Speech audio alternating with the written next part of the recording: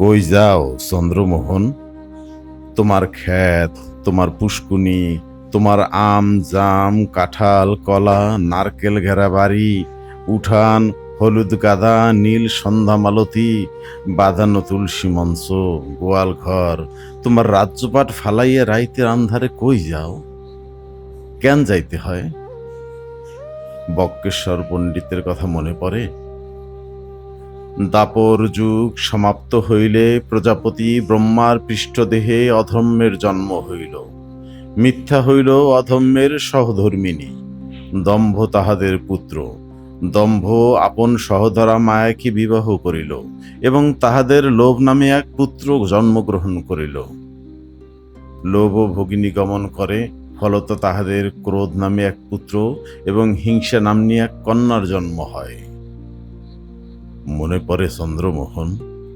বক্রেশ্বর পণ্ডিত সেই কালে চিতাখোলার ছাই হইয়া পঞ্চভূতে মিশা গেছে, কথা মিশে নাই। মুনি ঋষিগ বাণী তো জগতে রইয়া যায়। দম্ভ আর মায়ার বিয়া আইজও হয়। লোভ নামের পুত্রের জন্ম কেউ ঠেকাইতে পারে না।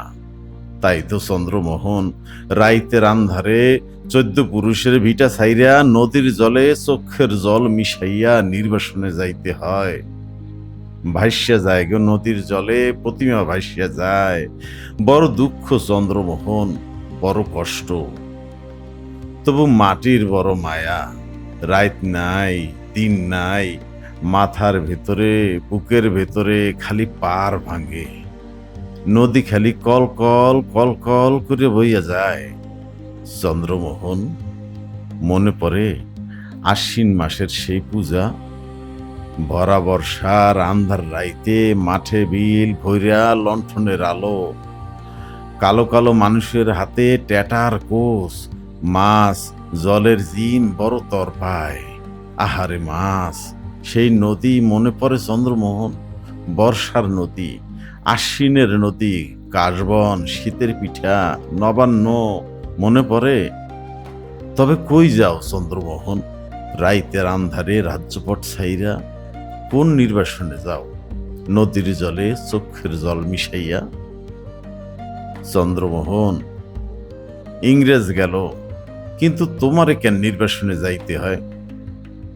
দেশ হইল জননী, জননী কেন সন্তান বিসর্জন দেয়? 71-এর যুদ্ধের কথা মনে পড়ে। মানুষের কি কষ্ট, প্রাণের কি মায়া, লাখো লাখো মানুষ, রক্ত, আগুন, ভয়, কান্না, দীর্ঘশ্বাস। অতঃপর স্বাধীন হইল দেশ। হায় রে স্বাধীন! আমরা যেন কোন রাক্ষসের পেটের মধ্যে আছি। আমাকে চোখ নাই, শরীর নাই, কেবল মাংসের তাল, হিংসা আর লোভের তাল। চন্দ্রমোহন, এখনো এত কিছুর পরও কেন নিজের শিকরে টান পড়ে? এখনো কেন সন্ত্রস্ত থাকতে হয় সদা? দেশ তো স্বাধীন, তবু কেন তুমি হও ভীত? কেবল এই জন্য যে তোমার নাম চন্দ্রমোহন।